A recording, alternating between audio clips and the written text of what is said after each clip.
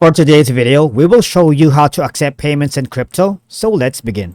Now, adding cryptocurrency as a payment method has become increasingly popular among small business with the availability of affordable, easy-to-use platforms and apps. Now, to start accepting crypto and Bitcoin, you need to sign up for a cryptocurrency account. Okay, so there are a lot of payment gateway processor such as BitPay, CoinGate, Coinbase.com, CoinsPaid, like Corify, and even a cryptomus.com.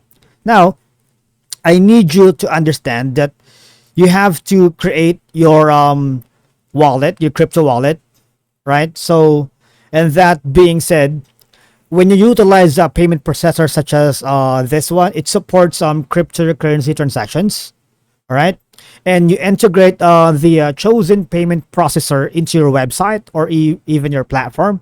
And it often involves adding a pay with crypto button or providing customers with instructions on how to send payments to your designated wallet address. Now, you have to check all the information on different websites if you're planning to create a crypto wallet, because they have a transaction fees and they sometimes are region specific.